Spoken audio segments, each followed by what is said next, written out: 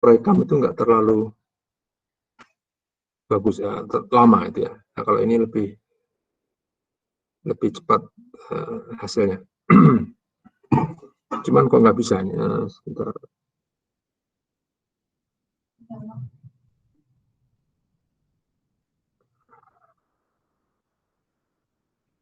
Oke, saya nggak tahu kenapa nih. Oh, sekarang bisa ya. Nah, ini nanti coba kita setelah jadi kita tayangkan di Elok, kalau Eloknya sudah jadi ya. Nah, untuk ya tadi ada tugas khususnya tugas analisis data ini ya. Nah, presentasinya itu bisa tentang tugas, bisa tentang UTS. Nah, kalau UASnya kan belum ya. Atau materi sampai terakhir sebelum itu ya. Jadi seperti pra UAS itu bisa ya. Nah, kemudian untuk keaktifan nanti ya ini oke lah ya. Kalau sering nggak kelihatan di online ya nanti agak kurang di sini ya. Ya. Itu kemudian kita coba lihat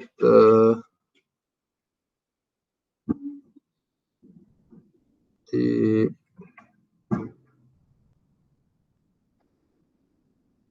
saya tadi belum tayangkan itu ya sebenarnya ya. Coba saya tayangkan ini dulu. Tadi saya keluar ya. Sebentar. Saya belum tayangkan. Jadi ini salah satu kendala kalau online itu kita kadang nggak sepenuhnya mengetahui yang di layar ya, yang di layar mahasiswa ya. Contohnya tadi ya saya menerangkan yang saya mau tunjukkan ini ya. Itu ada komponen penilaian mulai dari UAS, UTS, presentasi lisan, ya, tugas, keaktifan. Nah ini mungkin semuanya hampir merata lah. Nah yang kuis ini kan asal hadir, rajin. Ya. Kalau di on cam, kalau di quiz random itu ada, gitu berarti confirm ada.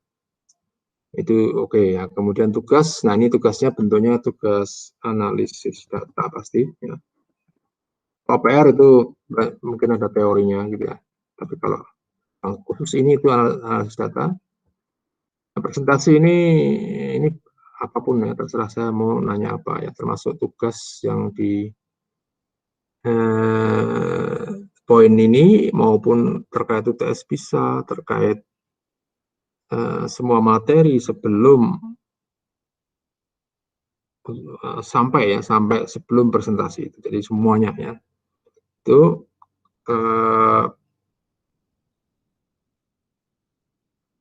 dan nanti random lah ya itunya, baik yang di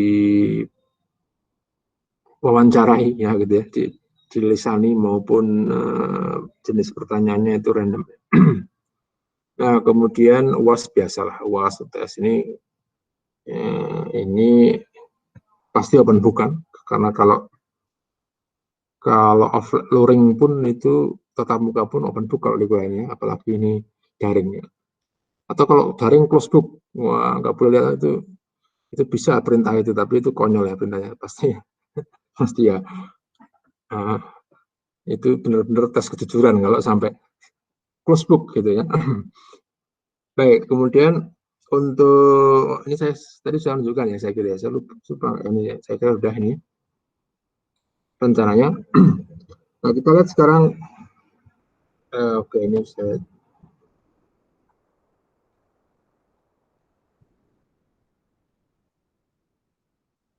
Nah data longitudinal tadi saya mengatakan paling enak itu bayangkan seperti regresi ya, itu yang paling Nah longitudinal itu apa? Longitudinal itu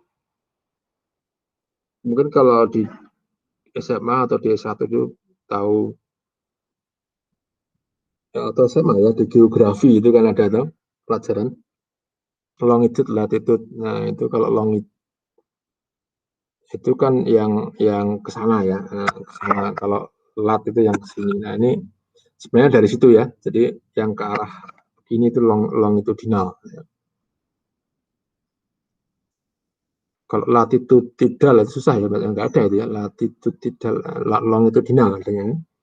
Nah ini punya punya kesamaan nanti dengan data panel ya, data donor waktu juga punya persaudaraan ya dengan itu. Nah, ini kurang lebihnya seperti ini ya. Ini minimalnya nanti paling nggak membahas itulah ya. Nah, kadang saya tambahkan ini karena itu tergantung situasi ya.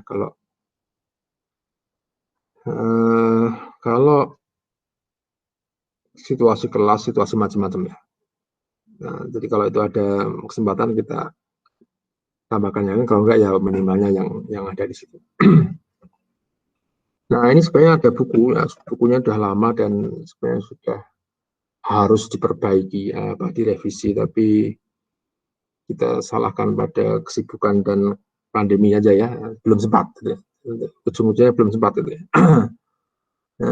Jadi ini ada, tapi juga susah sekarang kan Mbak Susi itu ada di sana itu menjual ini, tapi sekarang tambah ketat ya masuk ya, kemarin karena ada yang kena juga beberapa mahasiswa karyawan, jadi mungkin agak lebih sulit juga sekarang ke propose, tapi bisa sih sebenarnya kalau ada izin, tapi janjian sama Mbak Susi ya kalau mau cari buku ini. Oke. Tapi di luar itu kita nanti ada materi juga yang saya kirimkan diktat. Itu sebenarnya sama, hanya mungkin di diktat itu seingat saya tidak menambahkan perintah R-nya ya, sehingga nanti harus dari kuliah ya. Dan juga mungkin ada perubahan yang lain yang tapi intinya sama. Kalau di diktat nanti intinya sama, isinya sama ya. Nah, apa yang dimaksud dengan data longitudinal itu data yang tadi saya katakan itu arahnya itu mendatar gitu ya, arah dalam artian waktu. Nah, karena mengamati seperti itu yang diperoleh jadinya adalah kalau kita mengamati suatu individu atau seseorang itu bisa lebih dari satu kali. Nah, secara simpel pokoknya lebih dari satu kali. Nah, itu adalah data longitudinal. Mengatakan pengukuran berulang suatu individu. Jadi itu apa namanya? Mungkin pernah mendengar ini ya, repeated measures. Nah, itu juga bisa. Sebentar. Ya, apa nanti yang mengatakan panel, data panel itu juga masuk sebenarnya. Dan nanti kita lihat bedanya. Sebentar, ini saya ada nggak panel di sini. Oke, nanti kita bahas itu ya. Nah, oke, jadi ini contohnya ya. Kenapa kita kok perlu data longitudinal? Itu salah satunya ini yang sering saya tunjukkan, dan ini sebenarnya bukan ide saya juga ya. Saya meniru dari suatu buku itu dari buku yang saya pakai juga sebagai referensi utama di diktat, yaitu bukunya Deagle ada Deagle sama Zager, Liang, saya lupa yang ada dua lagi ya. Yang edisi terakhir itu ada tambah satu penulis lagi ya. Dan edisi terakhirnya juga sudah lama ya, 2004 atau berapa ya. 2014 ya, 2004 ya. Pertama-tama 2000-an berapa. Pada waktu itu belum banyak ya yang membuat textbook tentang ini ya. Ini tahun-tahun 94 kalau nggak salah ya. Atau 9, nah, sekitar 90-an lah. Itu saya kira belum pada lahir ya. Udah ya. Oh, kok 90 pada lahir ya mungkin. Itu malah sedang gitu. Ponakan saya itu 87.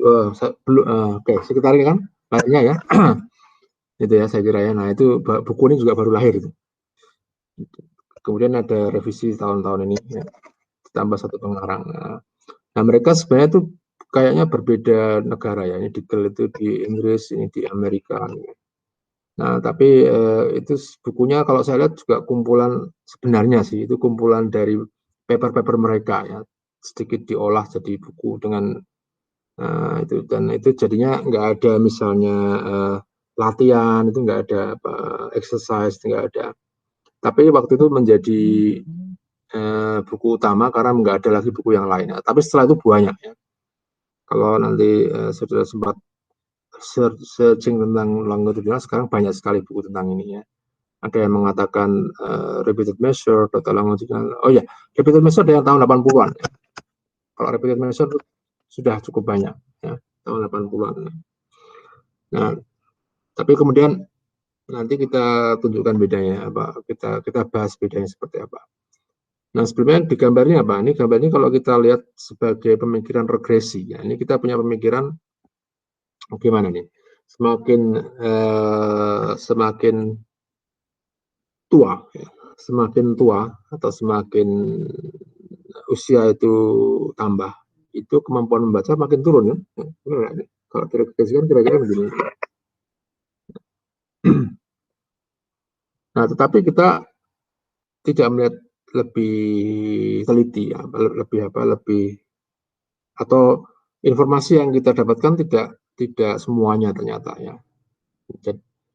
Jadi ternyata ada informasi bahwa ini adalah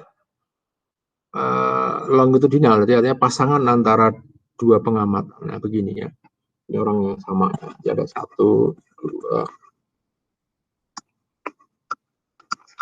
Nah kalau begini, kemana tadi? Nah kalau begini berarti masuk akal ya, kalau makin dewasa ya, itu kan mestinya kemampuan membacanya makin bertambah. Nah, cuman kalau dia sudah mungkin ini agak jenius nih anak ini usianya masih muda tapi sudah punya kemampuan tinggi, ya mungkin nambahnya nggak bisa lebih tinggi lagi ya segini. Tapi tetap ada pertambahannya. Kalau yang agak di bawah ya, nah mungkin dia dengan pendidikan, pengalaman, dan kematangan usianya akan bertambah. Dan itu lebih besar dibandingkan ini. Ya. Slope-nya. Ya. Nah, salah satu yang kita lihat biasanya slope-nya. Ya. Salah satu alat melihat ini, perubahan ini, biasanya kita melihat slope-nya itu paling gampang. Ya. Kalau slope-nya tegak, berarti pengaruhnya.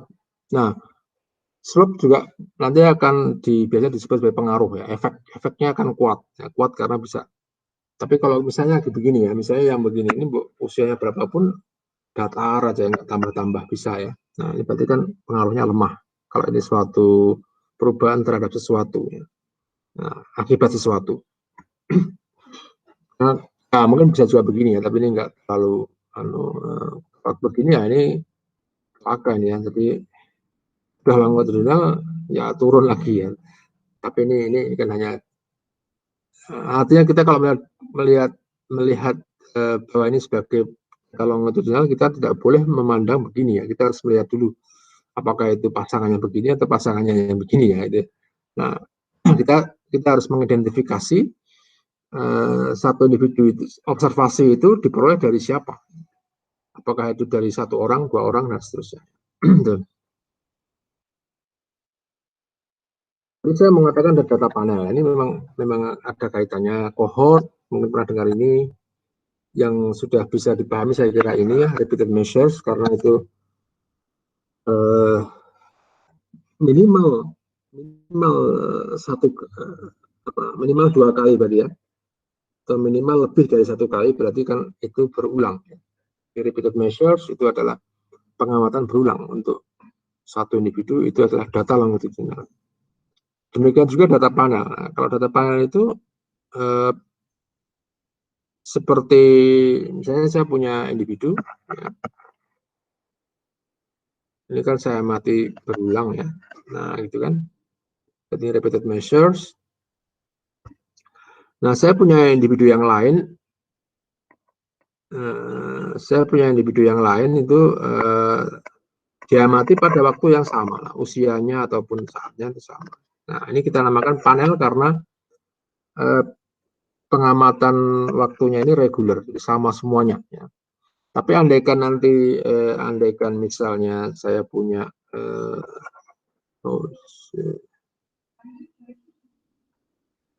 nah kalau misalnya saya punya ini ya, setelah itu nanti ini ada pengamatan, tapi pengamatan berikutnya begini. Nah ini kan nggak sama ini. pengamatan ketiga nggak sama. Nah ini tidak bisa dikatakan panel karena itu tidak reguler. Jadi pengamatan mingguan, ya, tapi per individu sama semua ya mingguan ya, setiap minggu. Nah jadi kalau apakah itu sama dengan longitudinal ya sama dalam artian kalau itu reguler ini ya. Reguler itu dalam artian tetap ya, pengamatannya tetap. Nah, kalau kohort apa? Kalau kohort itu sebenarnya merujuk ke satu kelompoknya ini ya, kalau kita punya satu kelompok yang diamati lebih dari satu kali ya. Dan itu terus diamati ya, itu namanya kohort. Mungkin kalau saudara sekarang bekerja di perguruan tinggi itu sering ada ukuran ya, ukuran di akreditasi itu dengan melihat kohortnya ya, kohort mahasiswa, yaitu angkatan. Kohort itu sebenarnya angkatan ya, jadi misalnya angkatan 2019. Nah, biasanya dilihat tuh angkatan 2019 ini kalau S2 sih oke-oke ya, saya kira ya. Tapi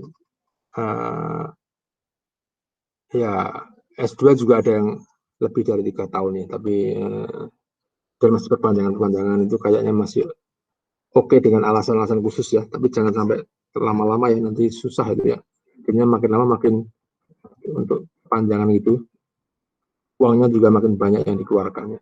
Jadi mungkin ya tepat waktu yang paling tepat gitu ya, cara yang paling tepat. Nah kalau tadi saya mengatakan kohort itu misalnya 2019 itu ada 30 mahasiswa, nanti kan 2020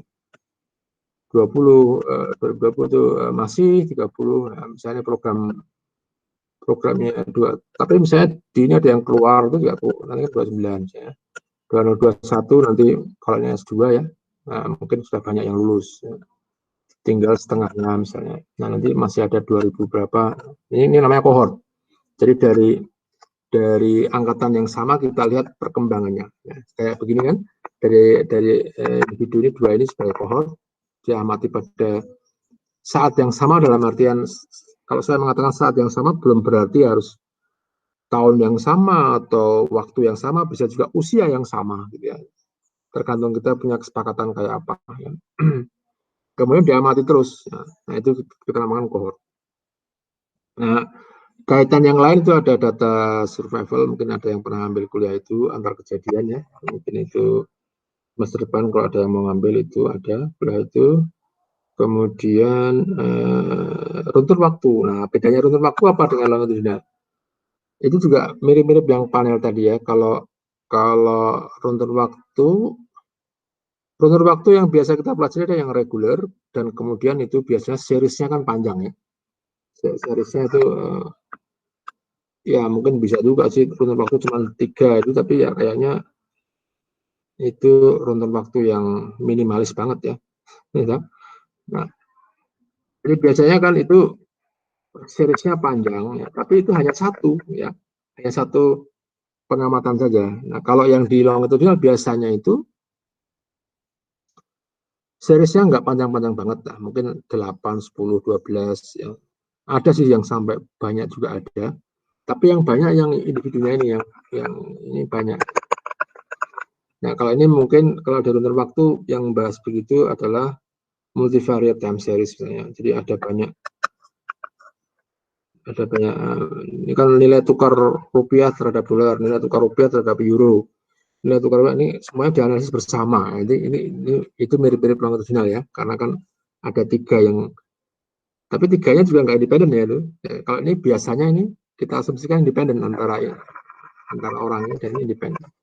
Kalau time series itu ya bisa ada sih yang independen juga kalau kita mau ya. Dan biasanya cuma satu tapi seriesnya panjang ya. Dan satu lagi runtun waktu yang biasa dipelajari kan runtun waktu yang irregular, yang reguler. Ada juga nanti yang irregular juga ada, tapi kalau yang reguler berarti mirip-mirip data panel tadi. Data panel tapi hanya satu orang, satu unit ya, dengan pengamatan yang cukup panjang. Nah, ini mungkin gambarnya begitu ya. perbandingan dengan yang lain tentang data-data yang terkait longitudinal.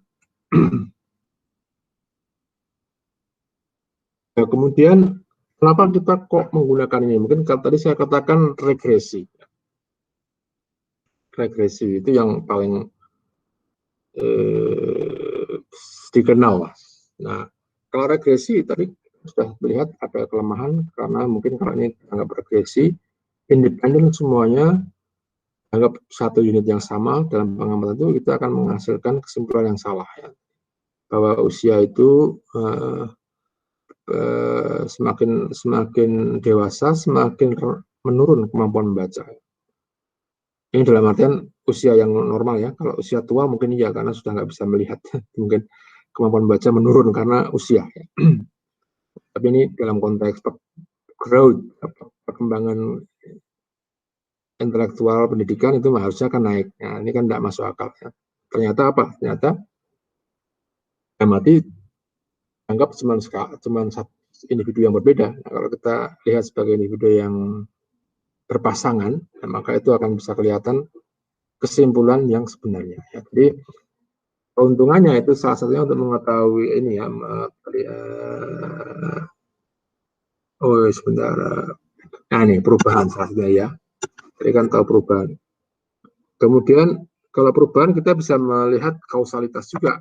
Asal kita bisa mengenali sebabnya. Nah akibatnya dari perubahan itu. Sebagai contoh misalnya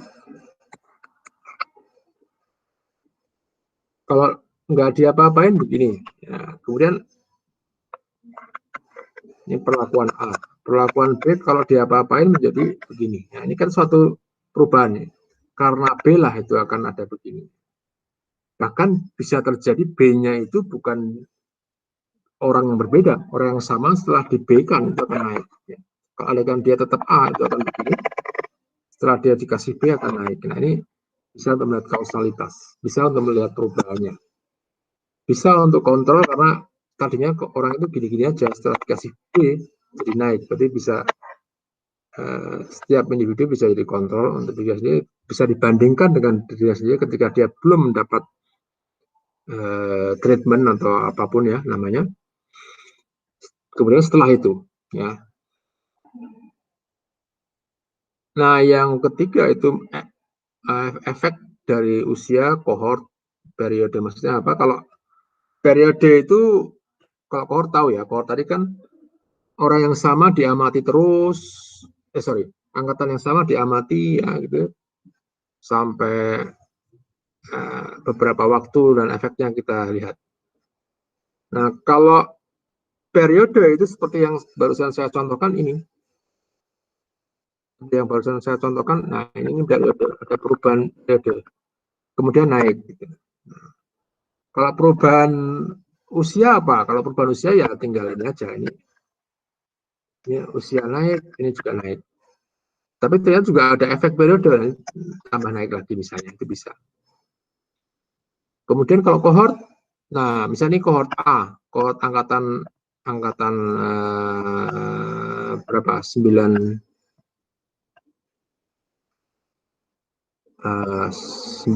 misalnya. Nah, angkatan 45 mungkin begini ya. Artinya angkatan 95 lebih bagus gitu ya, lebih tegak ini ya, lebih 45 ya. Jadi itu dilihat satu kelompok itu seperti apa perkembangannya ya.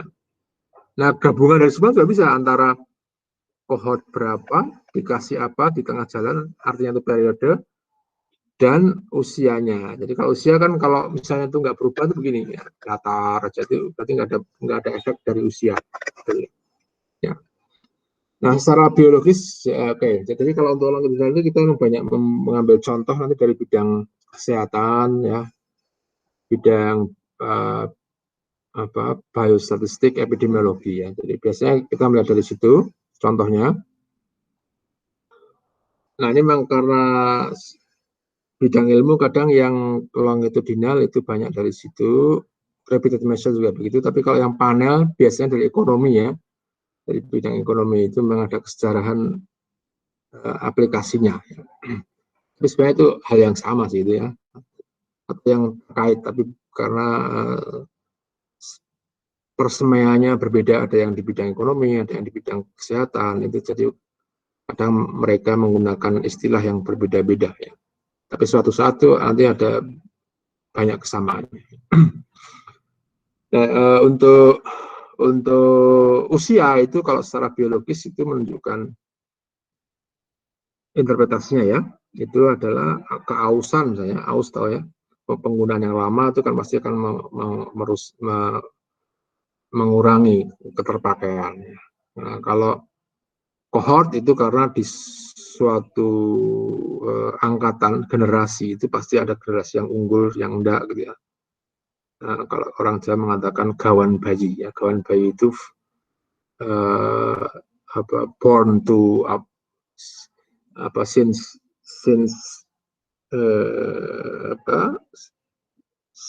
the generation were born, jadi sejak lahir gitu ya.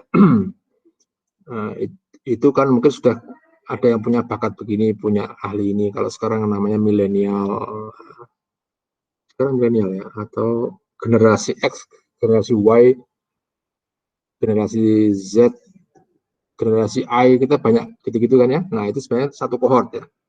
Tapi mungkin beda-beda nanti kalau yang usianya semakin tua kan berbeda, meskipun dari sama generasi ya, itu bisa berbeda. Pendidikan, nah pendidikan itu adalah efek dari periode. Kalau dia ada pengaruh di tengah-tengah, itu akan memengaruhi outcome atau Y-nya ya, Y-nya atau variabel dependennya itu akan terpengaruh karena ada intervensi atau ada treatment selama periode pengamatan. Gitu. Contoh ya. Nah, sekali lagi contoh yang kita gunakan itu contoh yang terkait kesehatan, itu memang bidang yang saya pelajari sejak kecil, artinya sejak kecil, sejak S1, S2 gitu kan memang terkait epidemiologi biostat. Ya. Baru-baru ini aja saya ke aktuaria itu karena terkait mortalitas, asuransi kesehatan itu ada bagian yang terkait itu. Tapi saya sebenarnya biostat ya, lebih ke survival, kemudian yang longitudinal ini yang jadi main saya sebenarnya. Dan itu biasanya berkasnya di bidang kesehatan, bidang epidemiologi, ya beberapa nanti mungkin bidang pendidikan juga bisa. Tentunya kalau diterapkan di tempat yang lain bisa ya. Kalau sekarang di aktuaria misalnya itu juga sebenarnya kan banyak yang pengamatan longitudinal. Ya, klaim itu nggak cuma sekali, ya berkali-kali itu banyak ke situ. Kemudian kalau yang pernah ambil analisis data antar kejadian itu juga kalau dulu mortalitas saja, tapi mortalitas bisa diganti yang lain, ya kerusakan. Ya. Eventnya kan kalau kita sebagai orang matematik, orang pemodelan kan kita submit variabel random. Kita ganti apa variabel randomnya sesuai dengan aplikasi atau konteks yang dilihat. Nah, ini konteksnya nanti lebih banyak dari data-data kesehatan ya. Sebagai contoh sekarang ini ada data Bartle. Bartle mungkin Bartle itu adalah satu instrumen sebenarnya, ukuran untuk melihat kondisi pasien pasca stroke. Itu kalau kita menyebut instrumen itu kesannya nanti itu mungkin alat gitu ya, alat ukur seperti meteran atau mungkin tensimeter atau apa. Tapi kalau ini bisa juga alat ukurnya itu berupa kuesioner dan observasi. Nah, saya belum pernah melihat seperti apa bentuknya, tapi ini adalah bentuk list observasi saya kira ya. Jadi semacam kuesioner. Tapi karena pasien stroke nggak semuanya nggak bisa ngisi sendiri lah, nggak bisa jadi diamati juga. Misalnya dia sudah bisa jalan, dia sudah bisa jalan sendiri ya, dia sudah bisa makan sendiri, bisa melakukan aktivitas yang mendekati normal. Kalau mendekati normal, akhirnya nanti total skornya itu mendekati 100. Gitu ya. Nah kalau masih nggak bisa ngapa-ngapain ya, bicara nggak bisa, respon nggak bisa, 0. Nah, 0 itu mendekati nggak bisa apa-apa kan, jadi masih stroke. Nah ini berarti kasih skornya 0.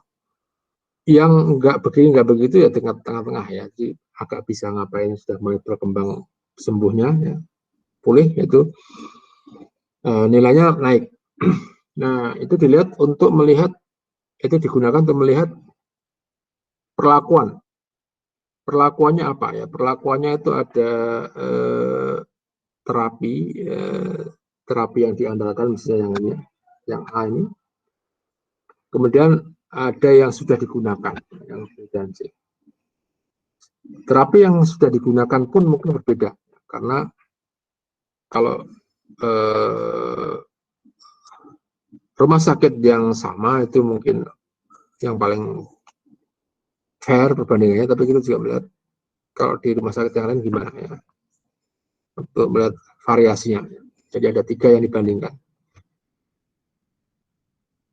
Nah ini sebagai, kalau kita sebagai orang statistik, kita kadang, ini bukan urusan saya ini pokoknya ini orang yang punya data itu mau menganalisis, mereka berpikir ada 3 kelompok itu ya. Tapi saran saya, kita juga kalau ada yang punya data atau kita menganalisis data, kita juga perlu tahu substansinya ya. Kita perlu tahu substansinya, kenapa itu begitu, kenapa desainnya kok ada 3 begini ya. Karena makin lama mungkin kita akan banyak terlibat semacam itu, dan kita bahkan bisa menganjurkan, oh sebenarnya itu desainnya mungkin longitudinal, tapi dengan faktornya nggak perlu 3 atau 2, atau bahkan mungkin malah tambah 2 ya. Atau bahkan ada yang namanya itu crossover itu desainnya begini, dia dikasih ini nanti terus diganti ya. Nah yang satunya lagi dikasih ini nanti diganti, ini kan kayak cross ya. Jadi akan melihat pengaruhnya kalau dia dikasih perubahan treatment seperti apa ya. Tapi disilang supaya kita juga lebih efisien ya, efisien, karena biasanya kan pasien tuh nggak banyak ya, jadi dibuat cross. Nah desain-desain begini itu harusnya orang statistik lebih tahu dibandingkan yang punya data ini ya, misalnya orang kedokteran, orang epidemiologi ya, mungkin kita harusnya lebih bisa menyarankan yang paling tepat. Nah ini begitu, contoh datanya begini, ada 24 pasien subjek, jadi sopannya kita biasanya menyebut subjek ya. Nah, tapi kalau kelupaan kadang kita bilangnya, oh ini objeknya apa? Objeknya berarti kan, jadi kalau ke manusia kita dilarang ya, menyebut unit percobaan itu sebagai objek. Bahkan ke binatang pun kita pada akhir-akhirnya kita dilarang menyebutnya sebagai objek penelitian, nggak boleh ya. Jadi kan objek penelitian itu kesannya kan tertindas ya. Jadi ini subjek karena dengan harapan itu akan menjadi untuk kebaikan pasien juga ya. Jadi ini kita dapatkan subjek, atau kalau mau netral sebenarnya individu ya. Individu yang paling netral. Nah itu ada 24 diamati 8 kali ya. Ini sebenarnya ini longitudinal tapi sekaligus juga panel nih, karena kan semuanya sama ini kan panel juga sebenarnya, karena semua diamati pada waktu yang sama ya.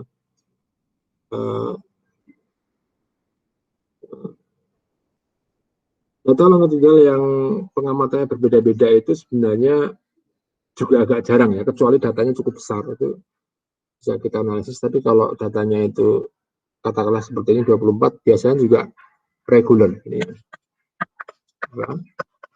antar pengamatannya. Nah kita lihat di awal minggu itu ada yang sudah 100, jadi sudah, ini pura-pura stroke ya, mungkin ya, atau kebetulan alhamdulillah sudah sembuh lah gitu ya. Jadi diamati 8 minggu itu 100 terus. Tapi juga ada yang naik dari 45 kemudian sampai hampir sempurna. Ya. Ada yang dari 45 sampai sempurna juga ada. Ada yang nggak begitu berubah. Misalnya, ada yang turun nggak ya? Kayaknya nggak ada yang turun, tapi tadi saya kan ingin tahu tuh ada yang turun nggak ya? Gimana ya semuanya? Ini salah satu masalah kita kan, kita nggak bisa dengan gampang melihat data ini dengan cepat. Ya. Nah, kita perlu satu cara untuk mengeksplorasi data ini atau membuat ringkasan datanya ya, atau mendeskripsikan datanya, itu perlu cara ya. Supaya pertanyaan saya tadi bisa cepat dijawab, misalnya mana yang paling tinggi, mana yang berubah, apakah ada yang turun, itu bisa dengan cepat berubah. Kemudian ada perlakuan A, B, C, ini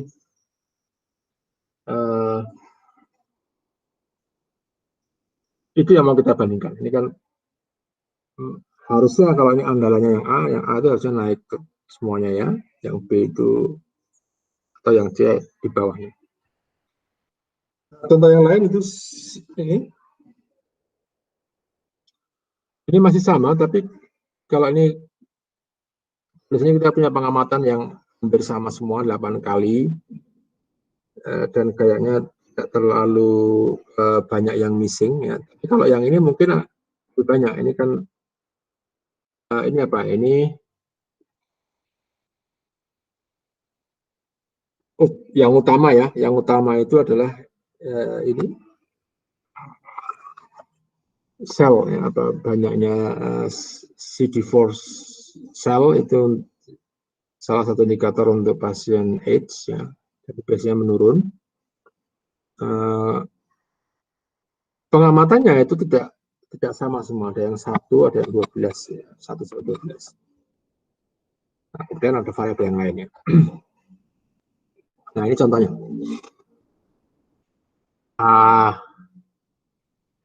Sebagai contoh ID ini dia ada pengamatan 3 kali. Yang ini ada pengamatan 1, 2, 3, 4, 5, 6 dan seterusnya. Ini ada pengamatan sekian kali. Nah, di situ kita lihat yang utama atau Y-nya kita masih sama menggunakan notasi Y, dan yang sisanya itu kan X-nya ya. Nah, Y-nya kayak apa? Nah, ini kita lihat menurun atau naik ya, itu kita lihat nanti di situ. Kemudian waktunya apa? Jadi kita punya waktu juga, itu time since zero conversion. Nah, sekarang di masa COVID ini sering mendengar juga ya zero conversion. Nah, itu. Mulai perubahan ada sel itu dinamakan zero conversion ya. Yang terkait sel atau mungkin apa namanya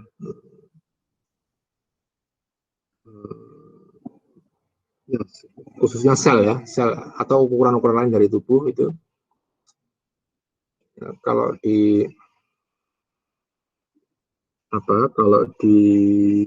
vaksin itu ya sejak diberi vaksin ya.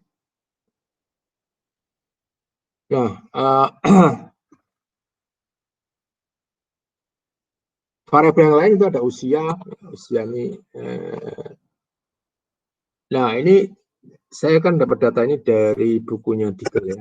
Nanti juga ada di, kalau yang dulu saya di Elisa itu saya upload data-data itu, tapi ini saya jadi belum sempat saya migrasikan ke Elok ya. Jadi nanti kita bisa upload di situ. Dan saya dapat dari Diggle, bukunya Diggle, ada webnya. Kalau sempat saudara bisa cari juga ya di internet webnya itu. Nah, itu sudah dalam bentuk begini. Jadi aneh misalnya, kenapa kok waktunya negatif? Kenapa kok usia kok koma-koma, kan harusnya bahkan negatif ya. Nah, kemudian ada indeks depresi ya. Kalau ini mungkin kita nggak tahu, tapi ini kenapa ada yang negatif? Karena semua sudah ditransformasi ya datanya itu ya.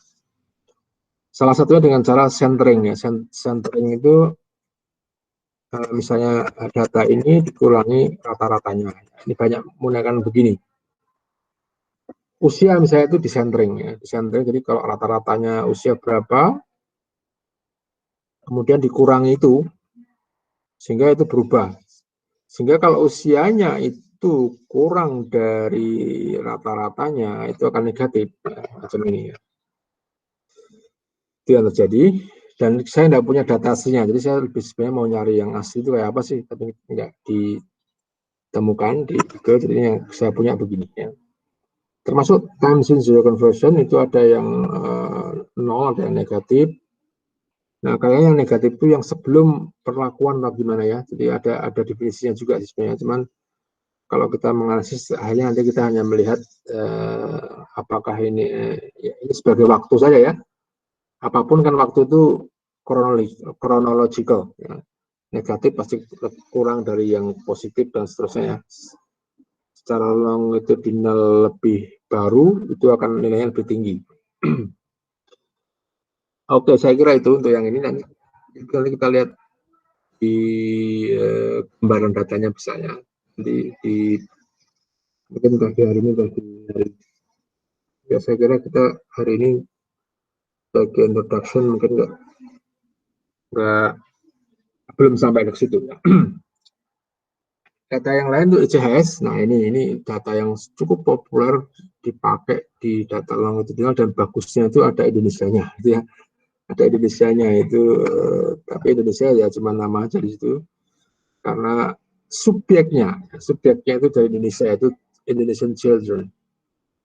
Nah, apa yang dilakukan itu ada pada tahun-tahun ini, tahun-tahun 80-an itu sangat populer penelitian terhadap defisiensi vitamin A, ya, kekurangan vitamin A. Oh ya, saya sekaligus memberi komentar, kenapa kok namanya program defisiensi? Ya, itu contoh nggak? Kayaknya sebagian besar ikut nih program defisiensi ya. Karena itu macam kayak vitaminnya, kemampuan di S2 itu ketika masuk itu masih defisien, masih kurang. Defisiensi vitamin A, kalau defisiensi pengetahuan untuk S2, jadi makanya namanya defisiensi. Namanya tapi namanya sebenarnya kurang bagus ya, harusnya namanya sufisiensi. Jadi nanti saya usulkan ke Bu Yuni ya, kita ganti nama sufisiensi harusnya Bu, karena kalau sufisiensi kan langsung merujuk ke tujuannya ya, supaya cukup pengetahuannya. Kalau ini kan kayak kita sering mengatakan sudah absen belum, nah, akhirnya kita sekarang populer present ya. Presensinya mana ya, itu kan absensinya, jadi orang cenderung lihat hadir apa enggak, kalau enggak hadir itu senang ya. Makanya absensi ya. Harusnya kan presensi lebih positif, presensinya ini juga program sufisiensi harusnya itu nanti diusulkan ya Himpas 3 ke Bu Yuni. Yang usul pengelola yang lama ya, ini terlambat ya, tapi nanti diusulkan ya program sufisiensi lebih bagus Bu, itu lebih nah ini contohnya ini defisiensi vitamin. Jadi kalau bahasa Inggrisnya biasanya vitamin A defisiensi ya, jadi kekurangan vitamin A itu banyak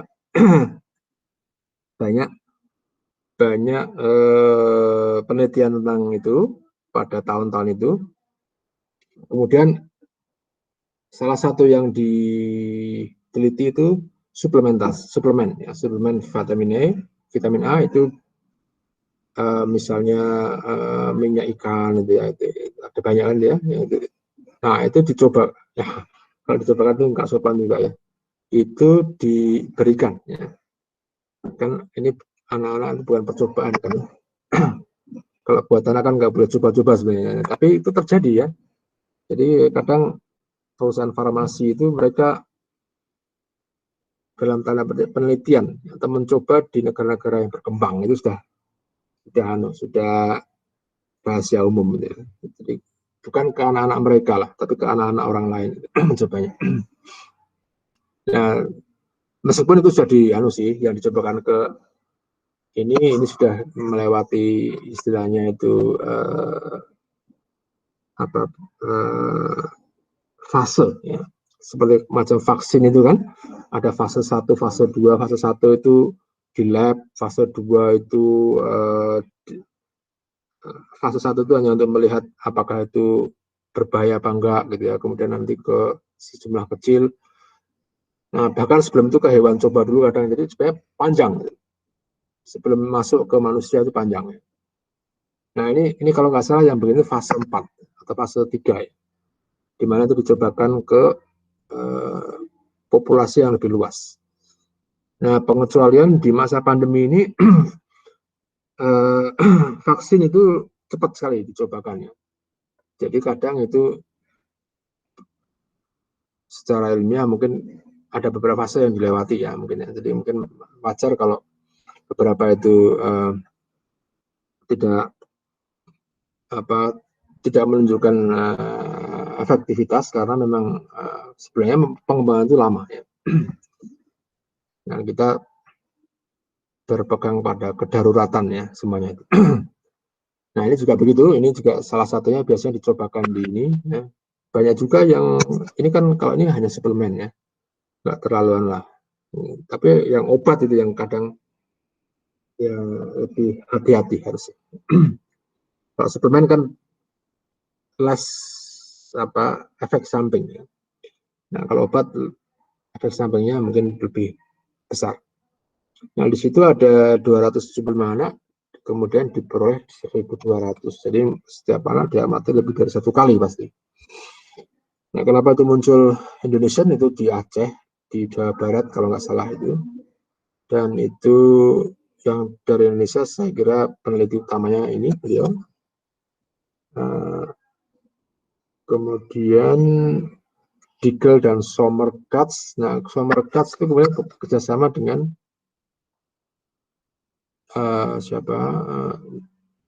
Ziegler juga ya, selain dengan Digel.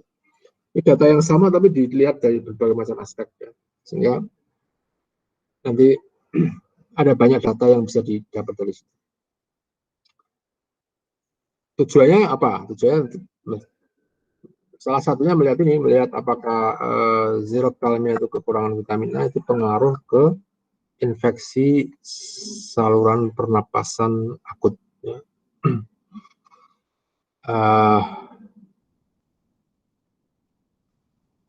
Usia, jadi kita nanti bisa ini ringkasan ya, ringkasan dari sekian pengamatan tadi. Ada yang nanti kita bisa pakai kayak Costa misalnya kan, yang biasanya begitu kan. Kalau dia Xerocalmia yes, itu efeknya gimana ke ISPA. Tapi ternyata bukan cuma ISPA saja, ISPA di usia berapa. Nah, ini bisa kita lihat di situ. Jadi ini kalau di data ini nanti salah satu outcome-nya itu adalah ini. Ya. Outcome-nya itu adalah iya dan tidak. Jadi kalau pernah belajar regresi linear oke, satu gini. Tapi ada yang namanya regresi logistik. Saya kurang tahu apa ada pernah belajar belum. Kalau regresi logistik yang kita lihat itu bukan Y saja, tapi Y-nya itu karena Y-nya itu ya dan tidak. Maka yang kita amati sebenarnya Y-nya itu adalah probabilitas. Ya dan ya atau tidak. Nah, ini nanti yang ini adalah semacam regresi logistik tapi untuk data longitudinal. Ya. Kalau yang tadi itu semacam regresi yang biasa, regresinya tapi untuk data longitudinal. Gitu ya. Nah, yang terakhir ini saya kira ini, masih ada dua ya. Zinak. Nah, Zinak ini saya terlibat dalam artian saya sempat ya bahkan datanya saya pakai untuk disertasi saya ya. Data ini, jadi ini Lin ini orang Swedia itu satu sekolah sama saya di Swedia itu mereka meneliti tentang data ini ya, data Zinak di Indonesia. Zinak itu zinc pada anak. Di zinc pada anak itu suplementasi zinc itu diyakini atau akan diuji itu akan dilihat apakah berpengaruh terhadap terhadap ini ya, apa namanya istilahnya itu growth atau perkembangan. Kemudian di set data yang lain sebenarnya juga dilihat terhadap growth itu perkembangan ya, kalau terhadap morbiditas ya, jadi status kesehatan. Ya.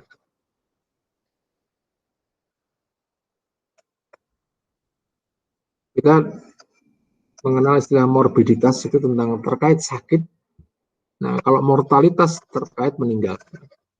Mortalitas terkait meninggal, kalau morbiditas terkait sakit atau tidak. Kejadian sakit atau kejadian sehat. Kalau mortalitas, kejadian meninggal.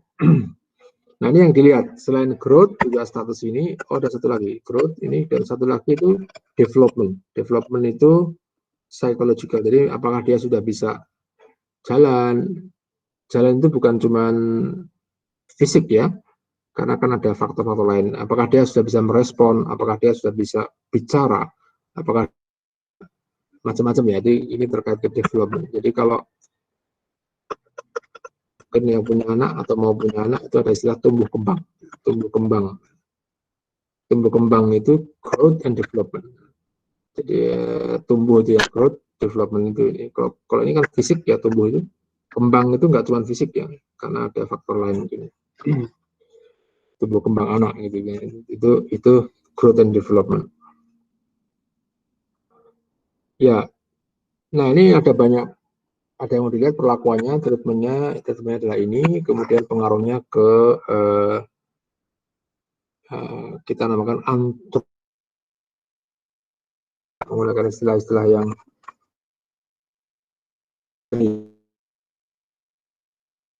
antropologi itu terkait manusia.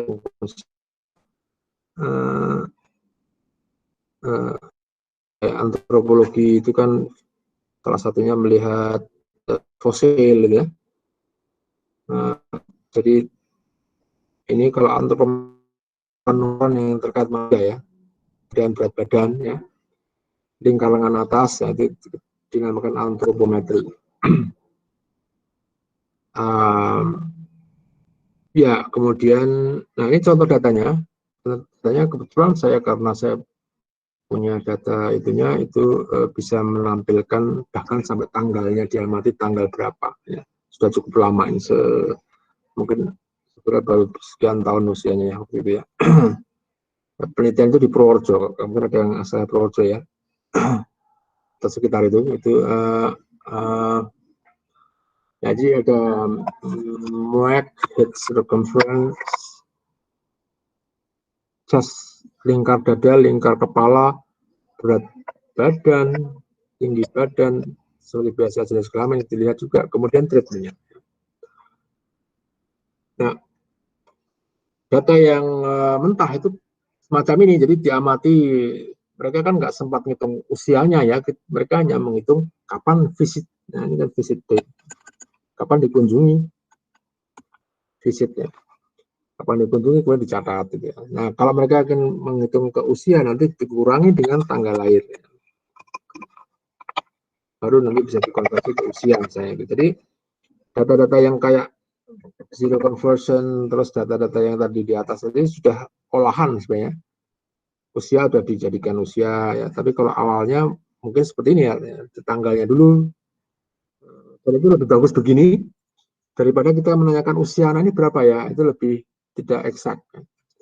Kan kita kadang datang itu melakukan survei, yang ditanya usianya berapa ya, nah itu kadang bisa salah. Jadi kita lebih bagus menanyakan tanggal lahir dan tanggal ketika kita visit kan kita mencatat. Karena kalau menanyakan usia nanti kalau long itu tinggal, nah nanti bisa kacau juga. Kita harus selalu cek usianya terus gitu. Ya, kita harus selalu cek usianya terus. Dulu dia usianya 20 tahun ketika saya tanya, sekarang udah 5 tahun. Nah, berarti 5 kan nggak eksak ya, dan mungkin bisa salah. Jadi kalau kita tanyakan tanggal lahir, asalkan itu sudah benar jawabnya ya. Nah, biasanya juga di survei kita kalibrasi tanggal lahir dan usia pada saat itu. Kali pertama tanya itu, ya. Kalau itu benar, kita gunakan tanggal lahir itu terus. Kalau tanggal kedatangan salah ya itu keterlaluan ya. Ini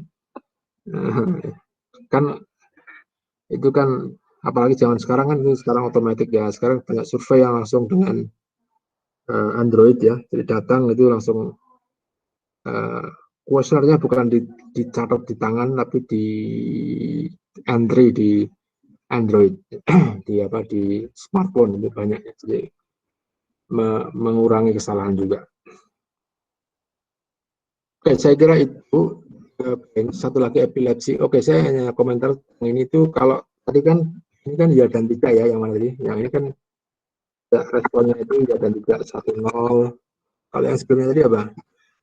Ini responnya continue ya, continue. Kemudian ada yang responnya ini apa? Ini responnya ini sebenarnya yang tadi yang ini tuh responnya juga continue ya, tapi cuma banyak. Biasanya kita menganalisisnya itu satu-satu. Ini ada Y1, Y2, Y dalam artian variabel independen ya. Jadi ini ada banyak Y-nya kan. Nah, kalau kita mau sekaligus juga bisa, tapi ini cukup complicated. Jadi kita multivariate longitudinal data. Ya. Ini belum ada sih sebenarnya. Cuman datanya mungkin juga susah ya. Data yang begini kadang nggak. Nah, ini juga menarik ya. Kalau mau lihat juga bisa. Jadi begini. Kalau regresi kan begini ya. Regresi itu Y dipengaruhi X. Ya. X-nya bisa banyak. 1, X2. Nah, ini kita namakan regresi ganda atau multiple regression. Nah, sekarang kalau Y-nya yang banyak, apa namanya?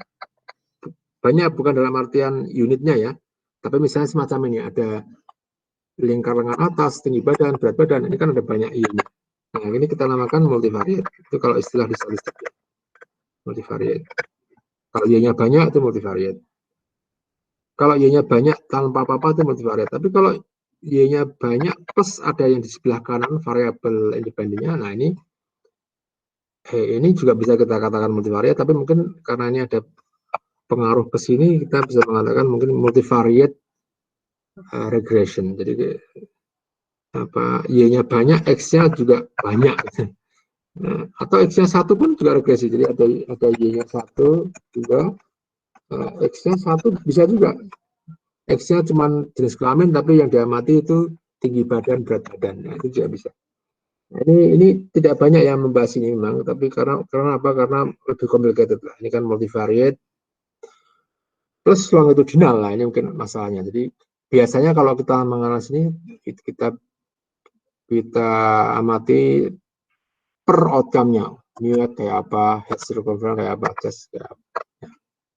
Kalau semuanya itu juga bisa. Ya. Mungkin itu kalau mau diberikan sebagai tugas akhir bisa, tapi ya coba aja ya. Kalau itu mungkin menarik ya. Minimal kalau 2 itu saya lihat pernah ada lah. Kalau dua pengamatan sekaligus diamati dan longitudinal lah, itu bisa.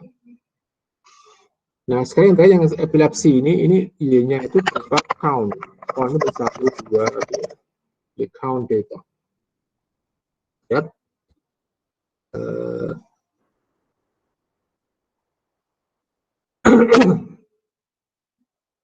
Jadi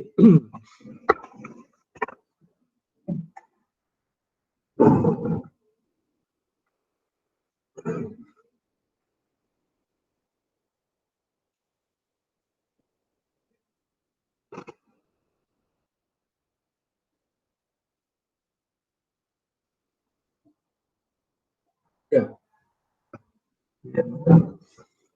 Ini apa ini? Ini penyakit epilepsi itu serangannya ya. Serangan.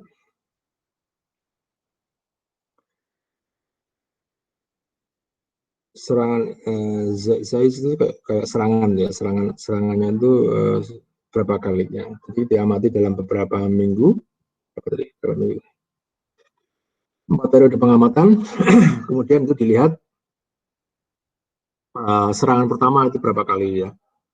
5, 3 kali, 4 kali ya. Jadi itu ada ada count data ya, count itu ada yang tanpa serangan juga bisa, tapi kemudian kalau nggak salah 4 minggu itu berapa kali kita lihat ya ini bukan cuma sehari ya, ini saya kira ada periodenya karena bisa melihat berapa kali serangannya. Jadi mungkin ini serangan lagi serangan berarti 3 ya. Kalau tanpa sama sekali berarti 0. Ini ada unitnya ya, unit pengamatannya, periodenya. Durasinya mungkin seminggu atau berapa. Nah, ini sebenarnya bedanya dengan yang tadi itu terkait Y-nya. Ada Y-nya yang apa? Y-nya itu continue, Y-nya itu yang binary, Y-nya itu count. Dan kalau pernah mendengar ini katakanlah yang ini logistik, regresi logistik. Kalau pernah dengar yang ini mungkin regresi Poisson, gitu ya. Kalau yang continue saja regresi apa? Linear. Nah, itu barangkali kita pernah belajar itu semua ya, minimal yang regresi. Tapi sekarang semua di upgrade ya, karena yang kita pelajari itu hanya untuk yang satu kali pengamatan ya, jadi satu unitnya itu cuma satu kali, bukan data longitudinal. Sekarang semuanya itu semacam versi longitudinal datanya logistik kayak apa, versi longitudinal datanya Poisson kayak apa, versi longitudinal datanya linear kayak apa gitu. Jadi intinya gitu ya, intinya kita membuat upgrade dari metode yang biasanya hanya satu kali sekarang menjadi lebih dari satu kali atau data longitudinal. Oke ya, mungkin terakhir kita bahas ini ya, bentuk umumnya itu ada yang namanya variabel respon, kemudian ada covariat. Ya. Jadi sebenarnya istilah covariat itu agak berubah dari awalnya dulu ya. Jadi kalau awalnya dulu saya kira zamannya Fisher itu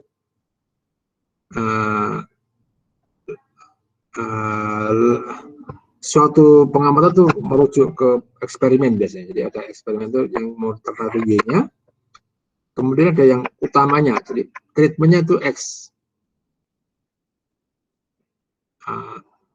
Atau mungkin apalah, mungkin T atau apa ya, X saja ya, X ya. Treatmentnya X. Tapi kemudian nggak cukup cuma X saja, mungkin ada yang lain, ada usia, ada apa, yang bukan yang utama, tapi mungkin berpengaruh ke Y. Nah, karena itu akhirnya tambah yang lain, X2, X3, dan seterusnya. Nah, yang ini kita namakan covariat biasanya. Yang ini karena itu covariat karena kan co-nya ya, membantu yang ini ya, co. Nah, yang utama. Tapi sekarang kayaknya semua covariat. Nah, X1 sampai ini semuanya tuh covariat, yang di co-in siapa? Yang di co-in Y-nya gitu ya, sekarang gitu ya. Jadi kalau kita mengatakan covariat itu ya variabel independen.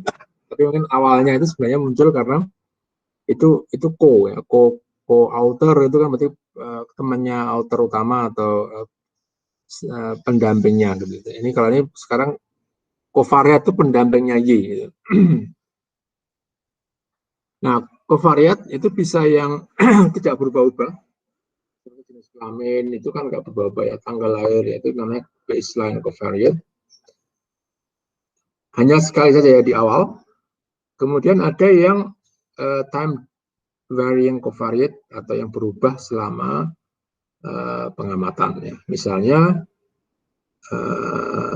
kalau kita mengamati misal tekanan darah Y-nya ya, nah kita mengamati misalnya berat badan ya. Berat badan sebagai X-nya ya, itu kan berubah. Nah yang ketiga ini menarik kalau ada yang mau lanjut ke sini, ini tidak kita bahas ya. Jadi yang kita bahas itu Y dipengaruhi oleh X. Tapi karena natural longitudinal, ini misalnya Y yang pertama mempengaruhi X. Nah ternyata X itu X2 itu dipengaruhi oleh Y yang tadi ya. Nah ini mempengaruhi yang Y2 gitu. Dengan catatan Y1, Y2 itu waktunya ya. Artinya respon menjadi covariat menjadi respon itu bisa terjadi ya. Jadi misalnya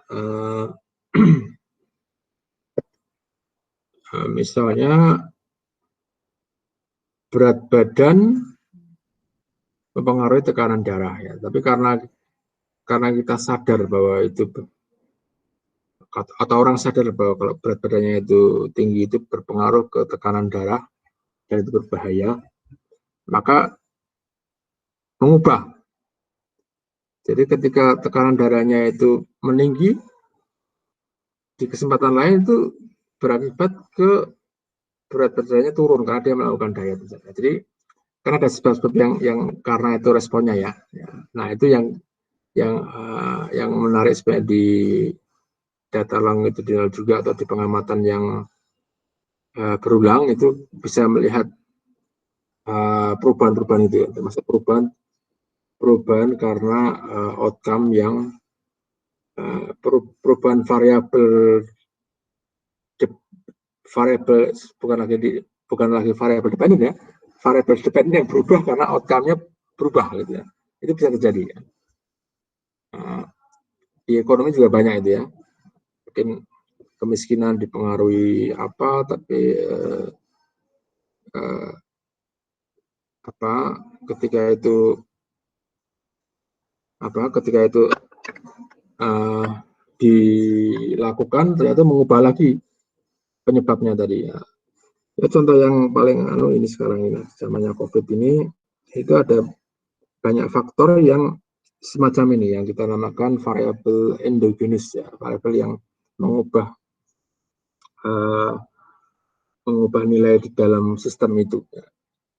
Jadi kita tidak bisa dengan gampang menggunakan time series atau forecast biasa untuk meramal COVID selesai, karena itu bukan hanya independen terhadap yang kemarin saja, tapi ada faktor-faktor yang di dalamnya perlu kita lihat lah ya, sehingga satu mengakibatkan yang lain ya. Jadi kalau misalnya makin tinggi, respon manusia kan nggak pasif ya, makin tinggi atau makin turun pasif itu enggak. Ternyata makin tinggi nanti kita harus keluar nih, harus cari makan. Jadi ketika COVID-nya udah turun, kita harus cari makan. Keluar COVID-nya naik lagi karena kalau kita anggap Y-nya itu respon turun tadi ya, itu jadi naik karena justru karena responnya sudah turun, jadi orang nggak hati-hati lagi ya, gitu ya, semacam itu ya. Itu masuk yang ketiga ini. Ya, kaitan antar variabel. Nah mungkin kalau di kuliah yang lain itu ini bisa masuk ke semacam path analysis, model struktural mungkin Pak Tur ya, nah itu juga bisa ya di Balang itu. Tapi kalau model struktural itu tidak ada pengaruh waktu ya, itu hanya variabel Y ini pengaruh ke sini, ini pengaruh ini gitu ya, dan itu bisa balik-balik, tapi itu tidak melihat pengaruh waktu. Nah itu mungkin satu topik yang bagus kalau bisa melihat model path analysis tapi melihat waktu. Mungkin di path analysis nggak eksplisit mengatakan itu, tapi data longitudinal tapi untuk keperluan path analysis juga bisa. Nah ini tambahan untuk yang itu. Kemudian notasi misalnya seperti biasanya kita punya variabel random itu besar, kalau nilainya itu kecil ya. Jadi kadang kita kan sering melihat begini, probabilitas X sama dengan X karena X-nya itu variabel random, X-nya itu nilainya. Kemudian yang tebal-tebal itu matriks seperti biasa. Kemudian itu kalau pengamatan kan sekaligus ini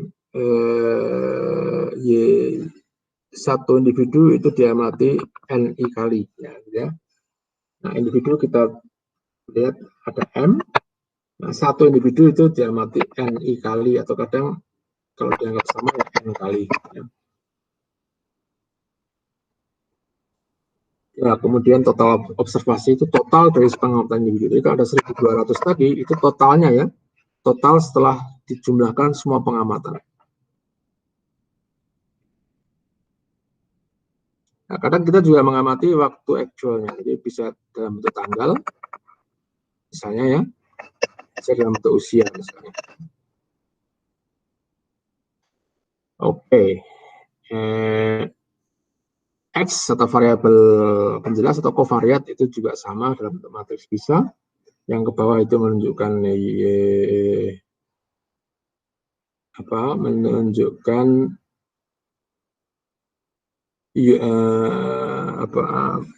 pengamatan keberapa ya, karena itu diamati lebih dari satu kali. Kalau itu diamati lebih dari satu kali ya. Kemudian yang ke kanan itu adalah jenis variabelnya. Jadi misalnya ini seks, ini berat badan ya, itu bisa ya. Nah kalau seks ini nggak berubah lagi, ini nggak 1, 2 lagi saya kira. Ini semuanya kalau laki-laki kan ya laki-laki terus tuh biasanya, kan nggak jarang-jarang berubah-ubah kan. Jadi ini semua laki-laki ya. Tapi kalau yang ini berat badan ini bisa berubah. Pengamatan keberapa itu berubah. Nah yang mungkin sedikit berbeda dengan regresi biasa itu adalah yang varian responnya ini ya. Sekarang karakteristik yang biasa dipercayai itu bahwa antar I itu independen, tetapi di dalam I itu tidak ya. Jadi kalau kita misalnya ada 2 orang, itu kita punya ada 2 orang yang diamati 4 kali misalnya.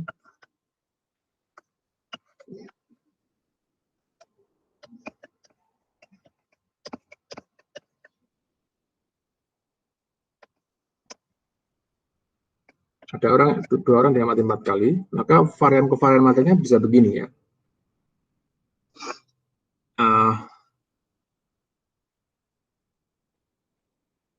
Individu yang pertama,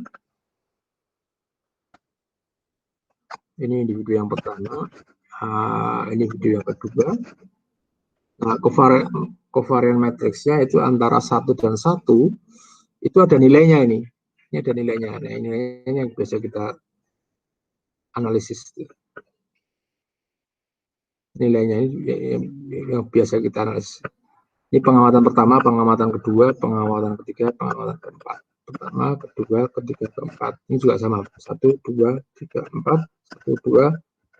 Nah, ini kan diagonal biasanya 1 kan ya, karena kan itu korelasi kovarian atau korelasi antar dirinya sendiri, pengamatan kan 1 ya.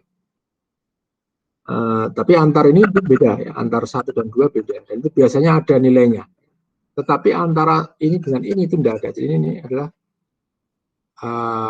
matriks blok 0 semuanya. 0, 0, 0, 0, 0. Karena dianggap antara 2 dan 1 itu enggak terkait. 1 dan 2 enggak terkait, ini 0 semuanya. Blok diagonal yang blok matriks 0. Nah, yang sini blok diagonalnya ini kovariatnya. Kalau ini diambil, satu ini diambil, dicuplik itu ini kayak gini nih ya, yang ini. Dan biasanya namanya pemodelan itu kan mensimplifikasi. Nah, akhirnya kalau harusnya itu ada 1, 2 kovarian matrik, akhirnya kita ya udahlah 1 aja lah, mewakili semua. Nah, akhirnya ini 2 dijadikan 1. Ya, 1 karena kalau semua masing-masing dimodelkan kovarian matriknya, ya repot ya. Itu kekurangan data biasanya itu, kekurangan informasi. Ya, jadi hanya kita gabungkan 1. Sehingga nanti akhirnya yang panel tadi memang lebih banyak bisa dianalisis karena biasanya itu banyaknya pengamatan kan sama. Jadi ini kan matriksnya kan match, match ya, semuanya 4. Nah, tapi kalau ada yang diamati 4 kali, 5 kali itu jadi lebih sulit ya, karena ada yang sel yang pengamatannya itu tidak sama ya. Itu yang mungkin minim observasi juga ada. Semuanya ada ya. Sehingga itu yang panel, data yang panel lebih disukai karena itu salah satunya.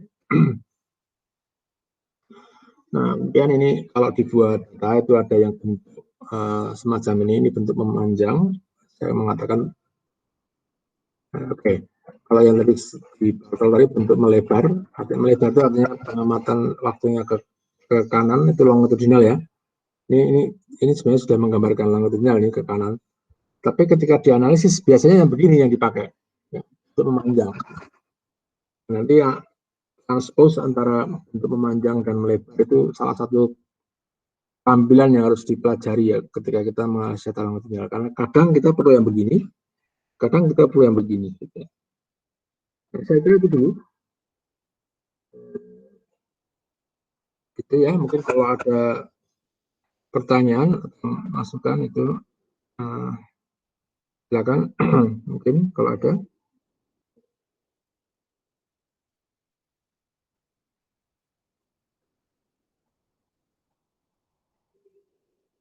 cukup dulu ya nanti atau gimana? Masih ada pertanyaan? Nah,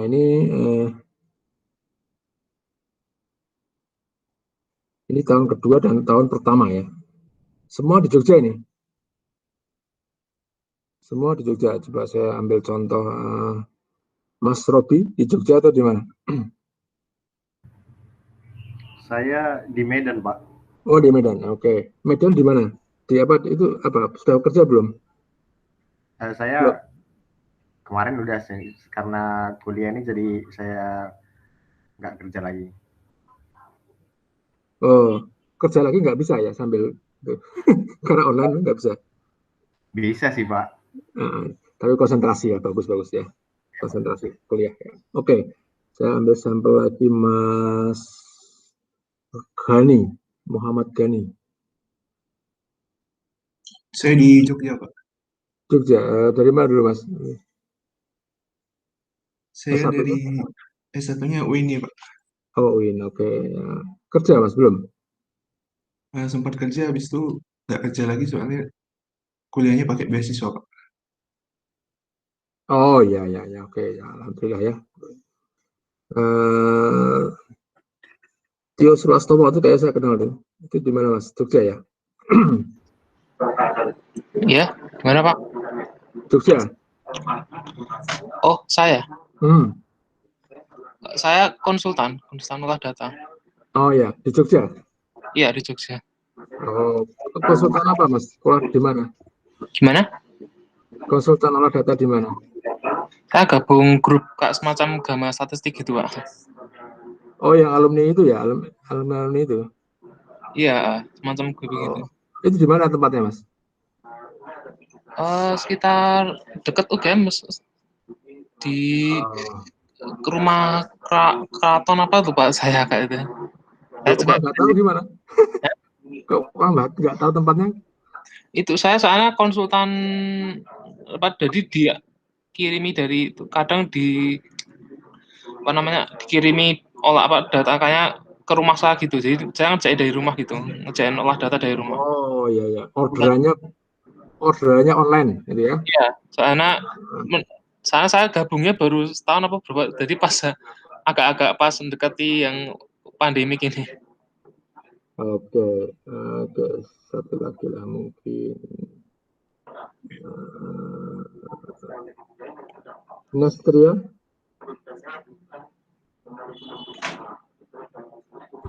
Nestri ada? Ya? Nestri. Oke. Iya Pak, saya sekarang Oke, ini di mana Mbak? Di Jogja? Iya, sekarang di Jogja Pak. Tadinya di mana? Aslinya di Riau Pak. Oke. Angkatan berapa ya Mbak? Gimana Pak? Angkatan berapa? Angkatan 2019. Oh, kalau itu sudah nggak masalah ya. Sudah pernah ya. Iya. Sudah pernah mengalami offline lah, paling nggak sekali. Oke, kalau ada pertanyaan yang lain, pertanyaan terkait kuliah ya atau apapun, kalau enggak kita akhiri. Jadi nanti setelah ini lihat cek di Elok ya, mudah-mudahan insya Allah nanti akhir minggu bisa saya live kan, bisa saya upload semuanya materinya ya. Nanti untuk kuliah tetap dengan link ini sebagai default. Oke, kita tutup ya. Kalau tidak ada pertanyaan, mudah-mudahan semuanya tetap sehat ya. Kita tutup. Selamat pagi. Assalamualaikum warahmatullahi wabarakatuh. Waalaikumsalam warahmatullahi wabarakatuh. Terima kasih Pak. Banyak Pak.